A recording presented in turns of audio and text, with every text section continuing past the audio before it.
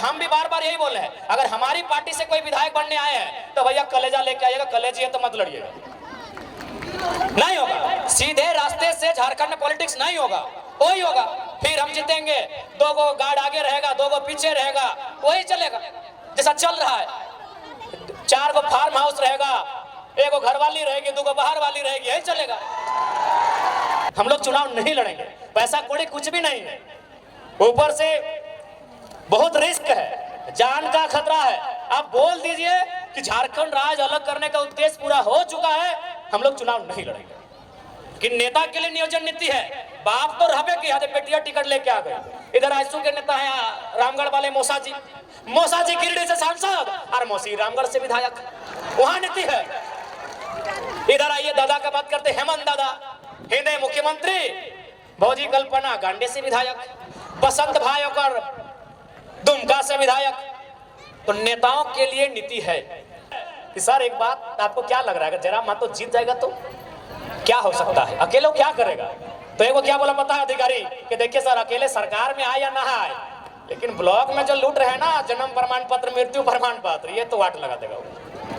अगर कंपनी और ग्रामीण के बीच झगड़ा होता है तो पहले क्या होता है, 353 का केस होता है, सबको मालूम है। यदि झारखंड के लोग जमीन के बदले नौकरी मांगे तो पहले पुलिस जाती है और 353 का केस होता है। वहां भी यही हुआ, लेकिन वहां एक काम नया हुआ। क्या हुआ पता है? मैनेजर ने कहा कि ठीक है 21 लड़कों पे केस किए हैं, अभी केस को होल्ड कीजिए, 4 तारीख को वोट का रिजल्ट आएगा, अगर जयराम महतो एमपी बन गया या तो केस वापस कर लीजिएगा, नहीं तो बवाल कर देगा। ये फेक नहीं रहे, पता कर लीजिएगा, चंद्रपुरा का प्लांट सामने है, बोकारो जिला में पड़ता है। और जैसे ही हम 4 तारीख को चुनाव का रिजल्ट आया, चुनाव में हमारी हार हुई, केस 5 तारीख को तेनुघाट ट्रांसफर हो गया। बदलने आए हैं, मौका तो दीजिए ना। चुनाव लड़े थे तो हालत खराब था कि नहीं अभी केस मत बढ़ाइए, जयराम महतो जीत गया तो पता नहीं क्या करेगा।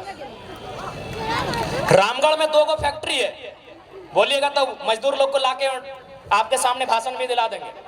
उनको बोला कि आप जाइए गिरिडीह लोकसभा, जबकि उन्होंने कहा कि नहीं सर हम लोग तो हजारीबाग लोकसभा के हैं, हमारा वोट भी हो गया है, क्योंकि हजारीबाग में 20 तारीख को वोटिंग था। हमारे नेता संजय जी भी आए हैं, उनको कहा कि नहीं आप गिरिडीह जाइए, गिरिडीह में आपके रिश्तेदार हैं, उनके घर रात रहिए और सुबह बोल के आइए कि जयराम महतो को वोट नहीं देना है, नहीं तो नौकरी में नहीं रखेंगे।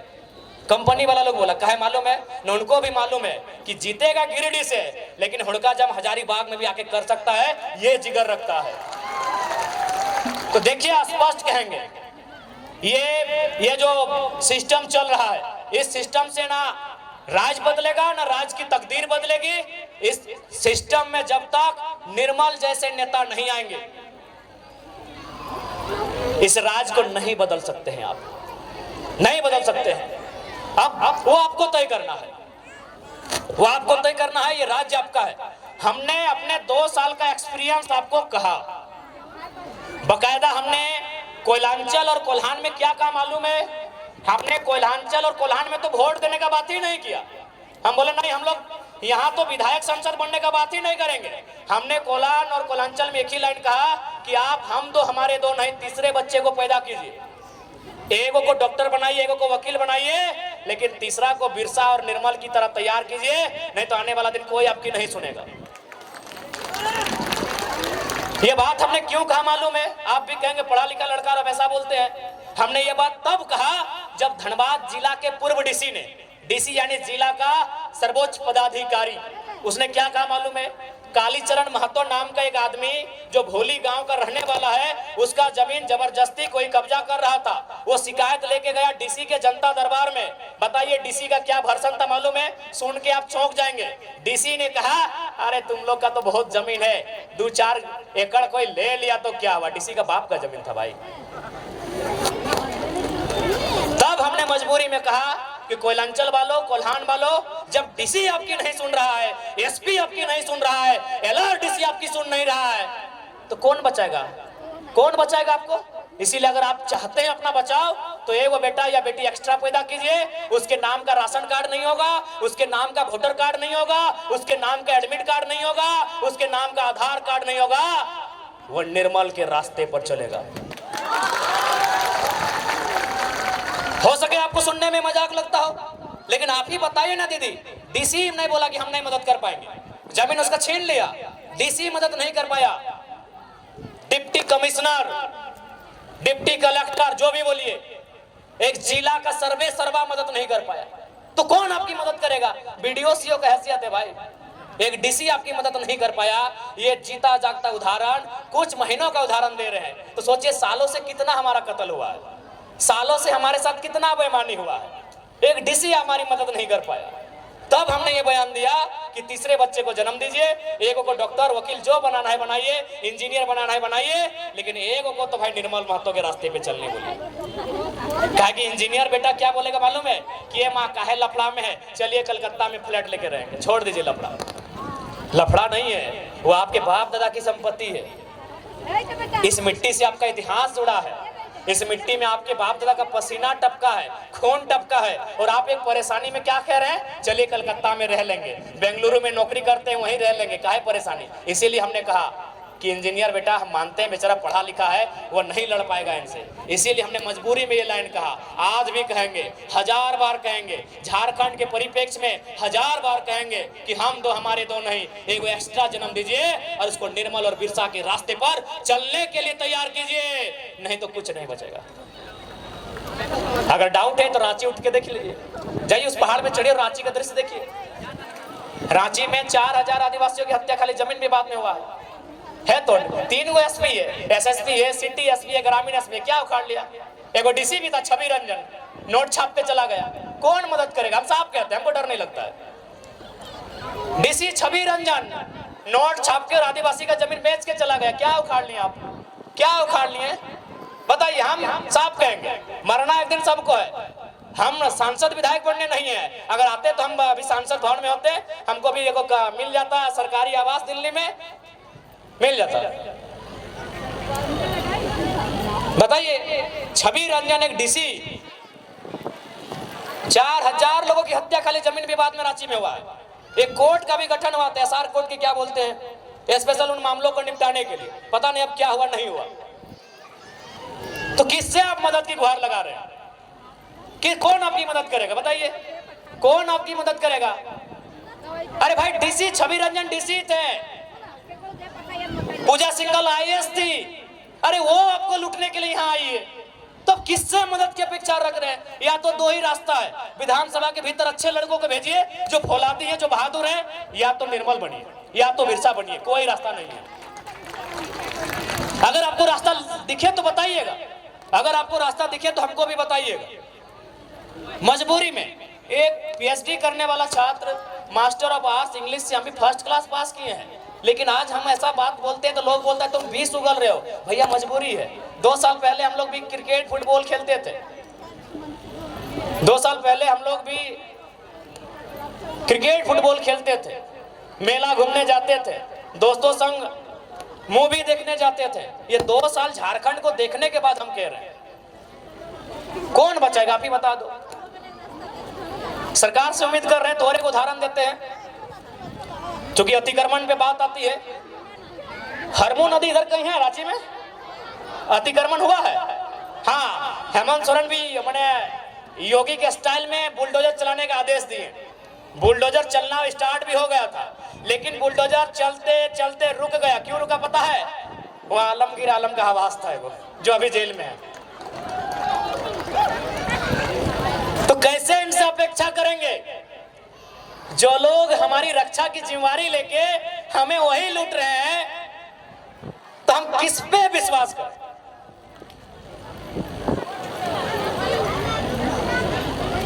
इसलिए आज आपसे करवत प्रार्थना है, और फिर से वही सवाल है कि यदि झारखंड राज्य अलग करने का उद्देश्य अगर पूरा हो गया है तो बोल दीजिए इस भीड़ में से, हम लोग चुनाव नहीं लड़ेंगे, पैसा कौड़ी कुछ भी नहीं है, ऊपर से बहुत रिस्क है, जान का खतरा है। आप बोल दीजिए कि झारखंड राज्य अलग करने का उद्देश्य पूरा हो चुका है, हम लोग चुनाव नहीं लड़ेंगे। हो गया है क्या? हो गया है? हुआ है? तो क्या हमें चुनाव लड़ना चाहिए ना भाई? कहीं अगर उद्देश्य पूरा हो गया तो हम लोग क्यों टांग अड़ाएंगे? जो चला रहे चलने दीजिए। लेकिन अगर उद्देश्य पूरा नहीं हुआ है तो चुनाव लड़ेंगे भी, चुनाव जीतेंगे भी, और उनको तो गाड़ेंगे जो झारखंड को लूटने के लिए आए हैं। और एक बात स्पष्ट कहेंगे, ये जो बाहर भीतर के जो टर्म यूज करते हैं, आप आइए धनबाद, 3 बार सांसद कॉमरेड ए के राय बने। आज धनबाद के कोई गांव नहीं है जहां उनको पूजा नहीं जाता है। वो हमारे राज्य के नहीं थे, लेकिन उन्होंने अपना सर्वस्व इस राज्य के लिए निछावर कर दिया। तो भैया जो इस राज्य के लिए निछावर करेगा उसको हम लोग भगवान बना के रखेंगे, लेकिन अब लूटेगा वो डीसी छवि रंजन ही क्यों ना रहे, थोड़ी मानेंगे। इसलिए आप सभी से हमारी अभिलाषा कि इस बार का विधानसभा का चुनाव, और तोहनियन से तो विशेष का बात दीदी साहब, क्योंकि लोकसभा में तो हमने क्या कैंडिडेट हालो ना है, तो विधानसभा में गुस्सा झाड़ दिया, दम लगा के धर्मन दीदी के देखिया, क्योंकि लोकसभा में हमने कैंडिडेट नहीं ना हालो, ये खोटी लोकसभा है ना भाई, तो खोटी में हम लोग कैंडिडेट तो दिए नहीं थे, तो विधानसभा में निराश मत कीजिएगा, विधानसभा में निराश मत कीजिएगा। ये आज तमाड़ विधानसभा से हम ये अपील करना चाहेंगे, क्योंकि लोकसभा में कैंडिडेट नहीं रहा, हम लोग प्रत्याशी खोजे, प्रत्याशी को बोले भी तो तैयार नहीं हुए, लेकिन उम्मीद करते चलिए लोकसभा का चुनाव पार हो चुका है, विधानसभा का जो चुनाव आएगा उसमें आपका आशीर्वाद मिले। और एक बात स्पष्ट कहेंगे, चुनाव जीतना हारना अलग बात है, जीत गए तो सदन के भीतर से आपकी बात करेंगे, और नहीं जीत पाए तो सड़क में बैठकर, धरने में बैठकर वहां भी आपकी ही बात करते हुए दिखेंगे। आपसे हमारा नाता है वो नाता रहेगा, आपसे जो हमारा नाता है वो नाता रहेगा, वो किसी भी हाल में नहीं टूटेगा।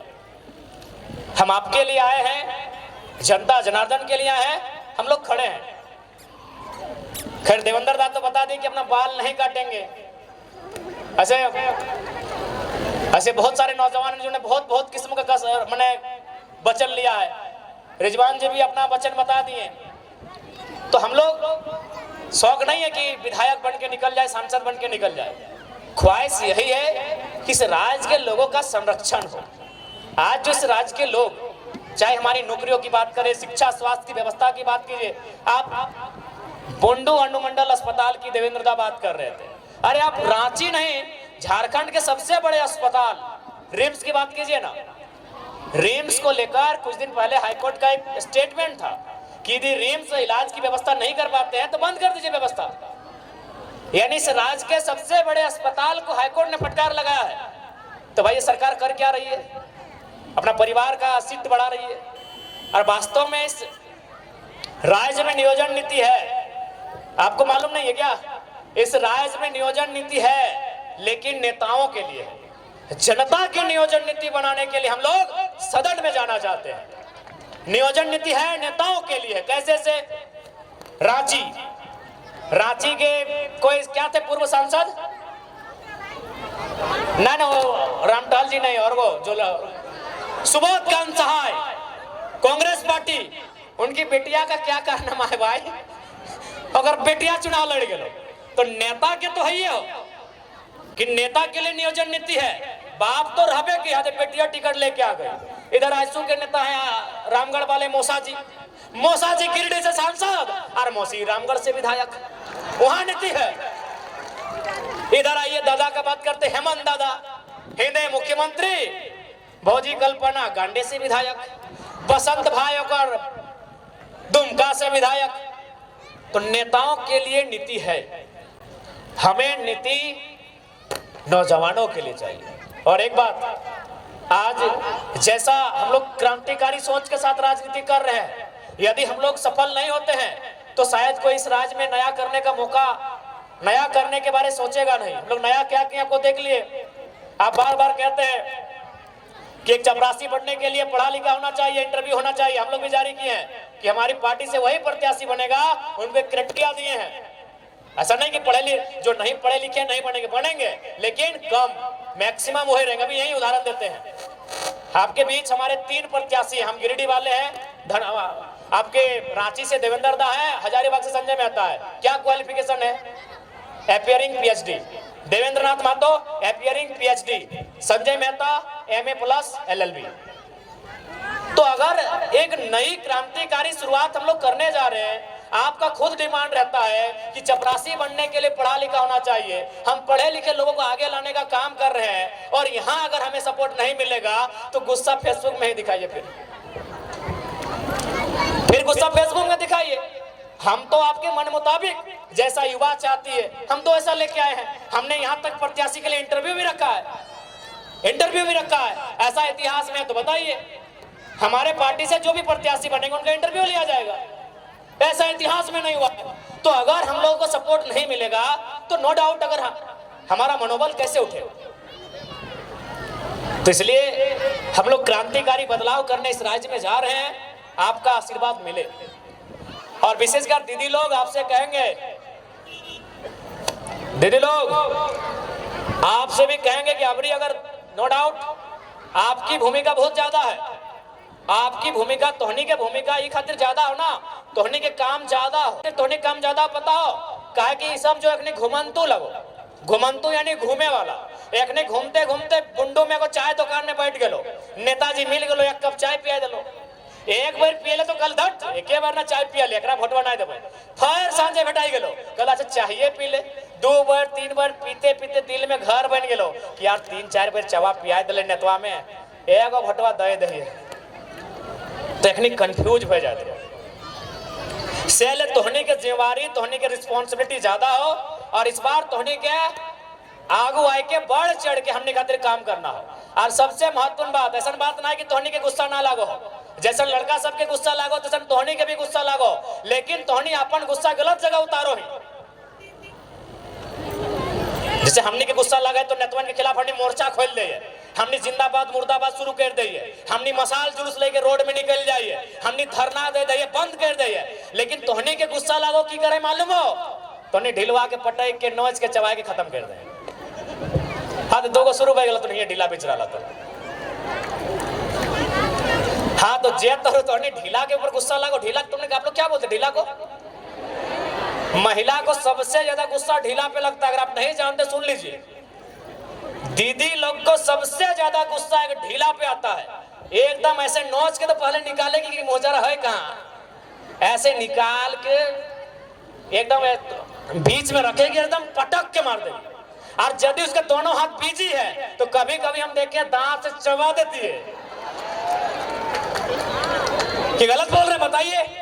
तो दीदी लोग हम चाहते हैं आप अपने गुस्से को ट्रांसफर कीजिए, आप जो गुस्सा ढीला को पटकने में कचटने में दिखाते हैं वो गुस्सा इस बार ईवीएम की मशीन में उन नेताओं को बदलने में दिखाएंगे। इस बार वोट इसलिए मत कीजिएगा कि वो जो विधायक लड़ रहे हैं वो हमारे मामा के, मौसा के, जेठा के, काका के, गोतनी के, ननन के, सड़वाइन के, सरोजिन के, बेटी के, बेटा के, दामाद के पुतहू है। इस बार इसलिए वोट कीजिएगा कि जो आपके बच्चों के पढ़ाई लिखाई, दवाई और कमाई की बात करे, उसके लिए आपको वोट करना है। ये वोट आपका सबसे ताकतवर हथियार है। आप गोली से नहीं लड़ सकते हैं, आप तीर तलवार से नहीं लड़ सकते हैं, आप लाठी डंडा से भी नहीं लड़ सकते हैं, आप भाला फरसा से नहीं लड़ सकते हैं, आप वोट की चोट से लड़ सकते हैं। आप वोट की चोट सही जगह लगाइए, अगर सही जगह वोट की चोट लगेगी तो प्रखंड में भी गलत करने वाले लोग डर के रहेंगे कि गलत नहीं कीजिएगा, जनता ने इस बार तगड़ा नेता चुन के भेजा है। तो चलिए इसी बीच आपको एक प्रखंड की भी कहानी सुना देते हैं। गिरिडीह जिला का एक प्रखंड, वहां एक दिन बैठे हैं 2-3 गो जेई और अधिकारी लोग, सीआई वगैरह, और क्या बोल रहे मालूम है कि सर एक बात आपको क्या लग रहा है, अगर जरा मातो जीत जाएगा तो क्या हो सकता है, अकेले क्या करेगा? तो एक वो क्या बोला पता है अधिकारी कि देखिए सर अकेले सरकार में आए या ना आए, लेकिन ब्लॉक में जो लूट रहे हैं ना जन्म प्रमाण पत्र, मृत्यु प्रमाण पत्र, ये तो वाट लगा देगा। ये हम नहीं कह रहे हैं, एक ब्लॉक के पदाधिकारी उनके बगल में जो बैठे थे वो आखिर तो झारखंडी लोग वहां भी है, वही लोग सुनाया कि ब्लॉक में ये आपका नाम का चर्चा है, क्योंकि वो दिल्ली में क्या करेगा नहीं करेगा हमको नहीं मालूम है सर, लेकिन अगर जरा महतो जीत गया तो भाई ये तो है कि जन्म प्रमाण पत्र मोटेशन रोटेशन जो करते हैं ना बड़ी ठीक नहीं होगा, ये तो बंद करना होगा। तो इसलिए आप लीडर ऐसा चुनिए जो मजबूती के साथ जनता के अधिकार के लिए लड़े। आज झारखंड को लड़ाकू लीडर की आवश्यकता है।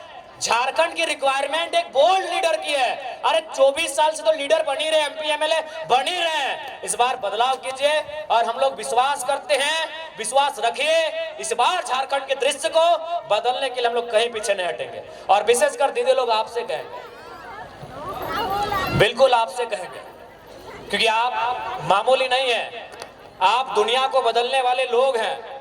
आप इस सृष्टि के सबसे ताकतवर लोग आप हैं। आपको इस राज्य को भी बदलना होगा, आपको इस राज्य की राजनीति को भी बदलना होगा। इस दुनिया के सबसे ताकतवर लोग आप हैं।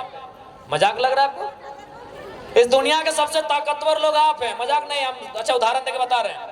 आप एक काम कीजिए, देखो 4 किलो का पत्थर, 2-3 किलो का पत्थर लाइए और देखिए यहाँ को जिम मास्टर है, विराट नाम है इसका, बड़ी जिम करता है लड़का, बड़ी पाउडर खाता है, पूरा 80-90 किलो का है, इतना मोटा मोटा हाथ है, लड़का है, उसके कमर में बांधिए तो 2 किलो का पत्थर।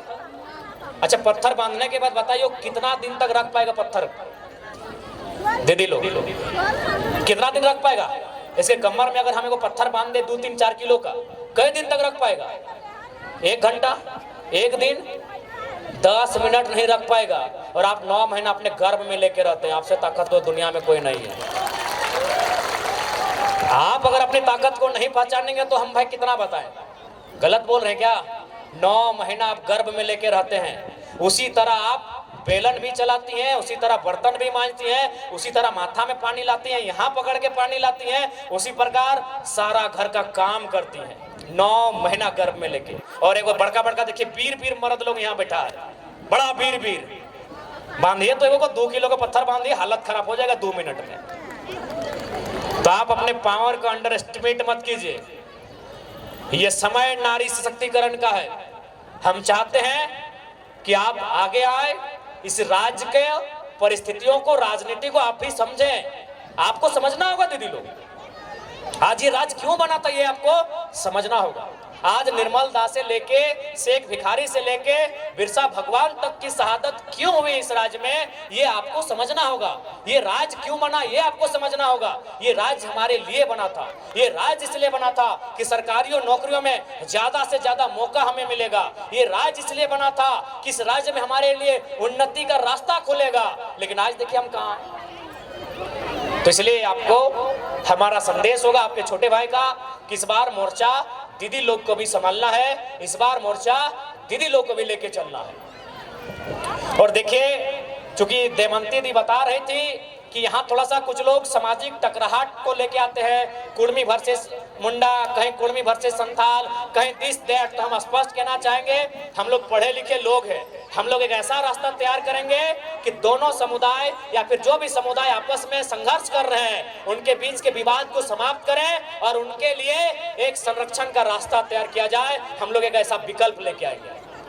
देखिए, जहां समस्या है वहीं समाधान है, जहां समस्या होती है वहीं समाधान है। इसलिए इस बात को भी हम लोग तय करेंगे एक बेहतर तरीके से। ये जो समस्या आज राज्य में आई है, कुर्मी वर्सेस आदिवासी, इस समस्या का भी समाधान पढ़े लिखे नौजवान है इतनी बारीकी से और इतने महीन तरीके से करेंगे कि विवाद भी समाप्त हो जाएगा और उनको उनके अधिकार से, उनके हक से, उनके गांव से किसी प्रकार से ना बेदखल किया जाएगा, उनको संरक्षण दिया जाएगा। इसके लिए कहीं ना कहीं हमें आगे आने की आवश्यकता है, हमें चीजों को समझने की आवश्यकता है। और सबसे महत्वपूर्ण, विधानसभा लोकसभा के भीतर ऐसे कानूनों पर चर्चा करने की आवश्यकता है जो एक विवाद नहीं, संरक्षण लेकर आए, एक समाधान, एक उपाय लेकर आए। और विशेष ज्यादा नहीं, चूंकि समय हो चुका है, काफी ग्रामीण क्षेत्र है और काफी दूर दूर से लोग आए हैं, तो उन्हें जाने में भी असुविधा ना हो, इसलिए हम लोग जो मैसेज लेके आए थे, जो संदेश लेके आए थे, आप तक पहुंचाया। सीएनटी कानून को समझिए। तो सीएनटी कानून में क्या कहता है कि आदिवासी, मैं आदिवासी पे ही बात करता हूं, कि एक आदिवासी का जमीन एक आदिवासी खरीदेगा, एक आदिवासी का जमीन आदिवासी खरीदेगा, लेकिन उसी थाना में चलिए उस समय थाना था, अब जिला बन गया है, या फिर हम प्रखंड मान लेते हैं। चलिए हम ऐसे कानून में क्या है नहीं मालूम है, हम सपोज दैट जिला ही मान लेते हैं कि एक आदिवासी का जमीन उसी जिला उसी प्रखंड के आदिवासी को खरीदना है। तो हेमंत सोरेन तो रामगढ़ जिला के थे, दुमका में काहे खरीदे? तर्क से बात कीजिए, ऐसे हवा हवाई बात नहीं करेंगे। ये इसका मतलब वो बिरसा भगवान खुद नहीं मानते हैं। हेमंत सोरेन खुद देखिए, माला चढ़ाने से बिरसा भगवान के आप अनुयायी नहीं हो गए। अगर हेमंत सोरेन जी ने बिरसा भगवान पे माला चढ़ा दिया तो उसके अनुयायी नहीं हुए। वो चाहते क्या थे? वो उनके मरने के बाद जो कानून बना, क्या उस कानून को हेमंत सोरेन मानते हैं? मेरा एक ही सवाल है। बिरसा भगवान के मरने के बाद एक कानून बना, उस कानून का नाम है छोटा नागपुर टेनेंसी एक्ट। वो कानून तैयार होना स्टार्ट हुआ 1902 में और फाइनल हुआ नवंबर का महीना 1908 में। ये कानून बना बिरसा भगवान की शहादत के बाद। तो क्या माननीय मुख्यमंत्री उस कानून को मानते हैं? जी नहीं, धज्जियां उड़ाते हैं। उस कानून की धज्जियां उड़ाते हैं। उनका जमीन रांची में, उनका जमीन रामगढ़ में, उनका जमीन बोकारो में, उनका जमीन धनबाद में, उनका जमीन दुमका में, 5 जिला में हम जानते, बाकी आप जानिए, बाकी आप जानिए, बाकी भैया आप जानिए। देखिए आज लोगों को हमसे हालत इसलिए खराब है कि हम सरल शब्दों में लोगों को बहुत गहरी गहरी और रहस्यमयी बातों को समझा देते हैं। जो बातें उलझी हैं उन बातों को सुलझाते हैं। इसीलिए आज हमें लोग जानते हैं कि ये लड़का लीडर तो है ही, साथ में टीचर का काम करता है। और समाज में आप लीडर पैदा होने दीजिए, टीचर पैदा मत होने दीजिए। इसीलिए लोग इतना केस करता है हम लोग के ऊपर। नहीं, एक सिंपल सा बात है। हेमंत सोरेन आदरणीय मुख्यमंत्री, बड़े भाई उनको बोल रहे हैं, बिल्कुल बिरसा भगवान के सिद्धांतों को नहीं मानते हैं। अगर मानते हैं तो चलिए आपसे कहेंगे, आपने जिन वैसे भी आदिवासी का ही जमीन खरीदा, अभी कितना करोड़ों का था, बोकारो वाला तो पेपर भी देख लीजिए, कटिंग 20 करोड़ बताया जा रहा है उसका अनुमान। आप उस आदिवासी परिवार का जमीन वापस कीजिए, हम मानेंगे आप आदिवासी हितैषी भी हैं और आप बिरसा भगवान को मानने वाले भी हैं। तो इसलिए अगर हम लोग सरकार में आते हैं तो देखिए, मेरा जो दिल कहता है, हम भी चूंकि किसान का बेटा है, हमारा कौम भी जो कुर्मी का अर्थ आता है कोड़ना, कोड़ना यानी मिट्टी कोड़ना, तो हमको भी लगता है चाहे आदिवासी की समस्या है, चाहे गैर आदिवासी रहे, मूलवासी रहे या ओबीसी रहे, किसी की रहे, पहली समस्या जमीन की है। आज हमारी जमीनों को जबरन कब्जा किया जा रहा है, आज जबरन हमारी जमीनों पर फैक्ट्री लगाई जा रही है, आज जबरन हमारी जमीनों पर सड़क पार किया जा रहा है। इसलिए हम लोग सबसे पहले जमीन कानूनों को सुधार करेंगे। अगर जमीन रहेगा तभी हम जिंदा रहेंगे, नहीं तो किसी रेलवे प्लेटफॉर्म में वो कटोरी लेके क्या बोलते हैं, गुलगुलिया, हालांकि माफी चाहते हैं शब्द के लिए, लेकिन जो सच्चाई है कहते हैं, वो गुलगुलिया कोई बंजारा बोलता है, वही हमारा और आपका जीवन होगा। क्योंकि गुलगुलिया कोई नदी के किनारे पैदा नहीं हुए हैं, गुलगुलिया आकाश से टपके हुए लोग नहीं है, ना ही धरती को चीर के आए हैं, किसी और नर और नारी ने उनको जन्म दिया है। और वो नर नारी, उसका भी कहीं खेत खलिहान होगा, उसका भी कहीं बाग बगीचा होगा, लेकिन आज उसके पास नहीं है। शायद इसी प्रकार जैसा आज हमारे साथ हो रहा है, उसके साथ 100 साल पहले हुआ होगा। आज जिनको हम बंजारा कहते हैं, आज जिनको हम गुलगुलिया कहते हैं, आज जिनके पास माने सर ढकने के लिए छत नहीं है, जिनके पास कदम रखने के लिए एक बित्ता जमीन नहीं है, वो हमेशा ऐसे नहीं थे, वो हमेशा ऐसे नहीं थे। उनके पास भी इसी दुनिया में, इसी जहान में, किसी कोने में जरूर एक जमीन का टुकड़ा होगा जहां उनके पूर्वजों का आशियाना होगा, जहां की सुबह और शाम वो अपने परिवार के साथ जीते होंगे, खाते होंगे, एक साथ रहते होंगे। लेकिन आज उनके पास कुछ नहीं है। चले जाइए रांची का रेलवे स्टेशन, चले जाइए धनबाद का रेलवे स्टेशन, चले जाइए कोई भी रेलवे स्टेशन, आपको मिलेंगे वो लोग। तो हम नहीं चाहते हैं कि झारखंड के लोगों की दशा ये हो। इसलिए अगर हम लोग गवर्नमेंट में आएंगे तो सबसे पहले यहाँ के जो जमीन कानून है मजबूती से लागू करेंगे, उनको और प्रभावी बनाएंगे, ताकि यहाँ के लोगों, भोले भाले लोगों की जमीन कोई हड़प ना ले। उसके बाद जो सबसे महत्वपूर्ण है, नौजवान। आज अगर नौजवानों की बात करें तो उनमें निराशा है। आज अगर नौजवानों की बात करें तो 10 साल एक कोचिंग संस्थान को समर्पित करते हैं। आज वो 10 साल 15 साल तैयारी करते हैं। कोई धनबाद में, कोई हजारीबाग में, कोई रांची में, कोई जमशेदपुर में, किसी की आंख की रोशनी चली जाती है, चश्मा चढ़ाना पड़ता है, किसी का पेट बाहर आ जाता है। देखिए सबका थोड़ा थोड़ा आ गया है, किसी का पेट बाहर आ जाता है। देखिए किसी के बाल आधा घुस गए हैं, उड़ गए हैं, चेक कर लीजिए। किसी के बाल सफेद हो जाते हैं, लेकिन इंतजार में रहते हैं कि एक परीक्षा हो। अगर परीक्षा को लिखेंगे ना तो कोई दिक्कत नहीं है, बाल नहीं भी रहेंगे, पेट फूल भी जाए, मोटा भी जाए, लेकिन घर परिवार चलेगा। एक नौजवान को सबसे ज्यादा चिंता अपने स्वस्थ शरीर की होती है, लेकिन अपने स्वस्थ शरीर को हम लोग गला देते हैं। क्या गलत कह रहे हैं? एक 18 से 25 साल के लड़के को पूछा जाए कि पहली प्राथमिकता क्या है, वो कहेगा मेरा शरीर। एक 18 साल से 25 साल के लड़के या लड़की से पूछा जाए कि तुम सबसे पहले क्या चाहते हो, अपना शरीर को चाहेगा कि हम फिट रहें, सुंदर रहें, अच्छा रहें, बलशाली रहें। लेकिन आज वही उम्र हम लोग खपा देते हैं कहाँ? हजारीबाग के कोचिंग में। वही उम्र हम लोग खपा देते हैं कहाँ? जमशेदपुर में। वही उम्र हम लोग खपा देते हैं कहाँ? धनबाद में। और परिणाम क्या होता है? 7-8 साल बाद परीक्षा आती है। परीक्षा का नाम लेते हैं CGL JSSC। 28 जनवरी 2024 को हम लोग वो एडमिट कार्ड हाथ में लेके एग्जाम देने जाते हैं। रांची की बहन जमशेदपुर जाती है, जमशेदपुर वाली दीदी गढ़वा जाती है, और 2 घंटा बाद पता चलता है, घर आते आते रास्ते में पता चलता है पेपर लीक हो गया। पेपर लीक हुआ है। चलिए, पेपर लीक हुआ था, उससे तो समझ सकते हैं कि दोबारा पेपर ले सकते हैं, दोबारा एग्जाम होगा। लेकिन पेपर लीक 27 लाख में हुआ था। पेपर लीक हुआ था तो हम समझ रहे हैं। अरे आप तो छोड़िए, आप लोग तो किसान हैं। यहाँ सरकारी नौकरी करने वाले हम पुलिस वाले भैया लोग को देख रहे हैं। पुलिस वाली दीदी बैठी है, इन्हीं से पूछिए क्या अपने बेटा या बेटी के लिए 27 लाख में कोई पेपर खरीद पाएंगे?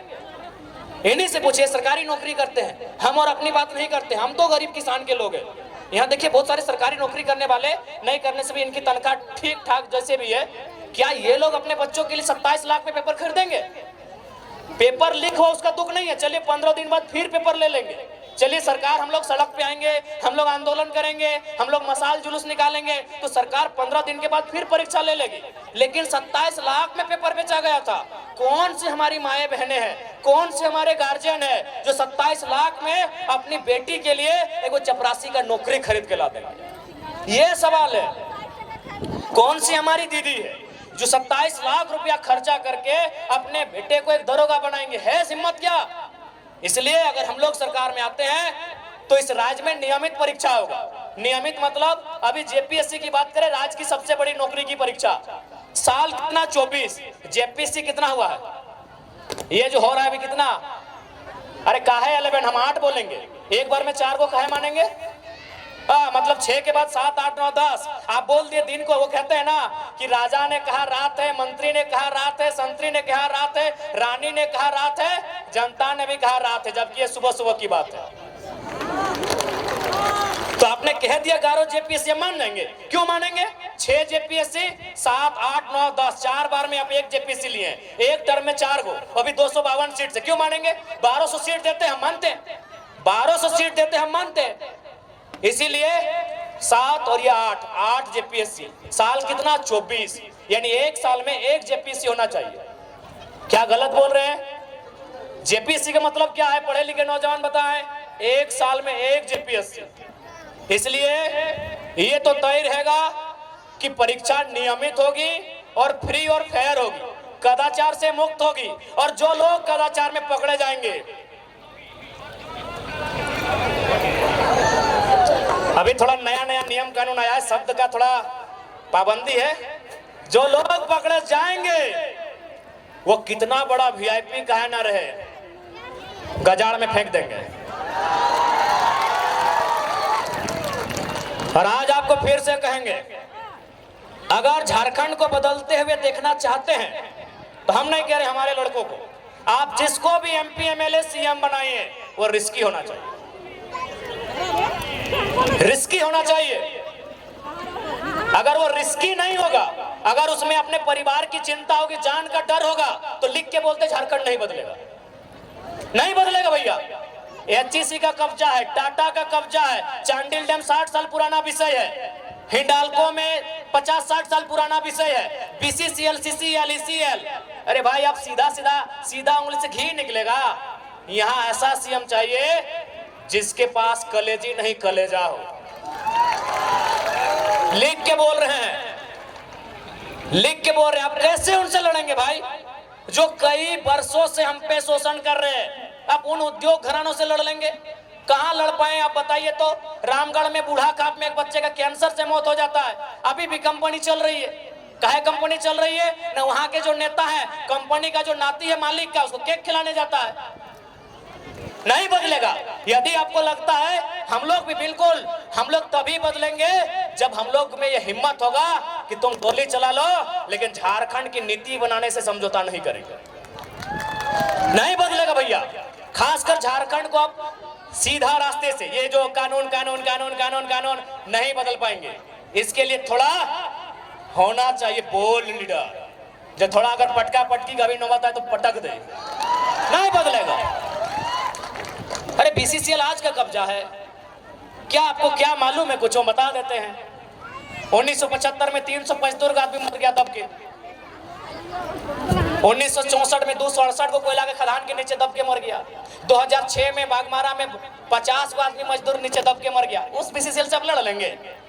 अरे आपका एक और नहीं 300 आदमी दब के वहां मर जाता है, कोई सुनाने वाला नहीं भैया। आप उससे लड़ लेंगे? मजाक लगता है आपको? पूरा चेन को कब्जा करके रखा है। ठीक है, पूजा सिंघल को आपने अरेस्ट कर लिया, उसका हॉस्पिटल तभी भी खड़ा है। पूजा सिंघल को आपने अरेस्ट कर लिया, हॉस्पिटल तभी भी खड़ा है। क्या कबाड़ लिए? क्या कबाड़ लिए? नहीं होगा, स्पष्ट कहेंगे। और हम भी बार बार यही बोले हैं, अगर हमारी पार्टी से कोई विधायक बनने आए हैं तो भैया कलेजा लेके आइएगा। कलेजी है तो मत लड़िएगा। नहीं होगा। सीधे रास्ते से झारखंड में पॉलिटिक्स नहीं होगा, वही होगा। फिर हम जीतेंगे, 2 गो गार्ड आगे रहेगा, 2 गो पीछे रहेगा, वही चलेगा जैसा चल रहा है। 4 गो फार्म हाउस रहेगा, 1 गो घर वाली रहेगी, 2 गो बाहर वाली रहेगी, यही चलेगा। इससे ज्यादा नहीं बदलेगा। लिख के बोल दे रहे हैं, अगर कलेजा है तो ही बदलेगा। और विश्वास कीजिए हम लोग बदलेंगे। एक छोटा सा उदाहरण देते हैं। चंद्रपुरा में प्लांट है, CTPS उसका नाम है। वहां एक प्लांट आया।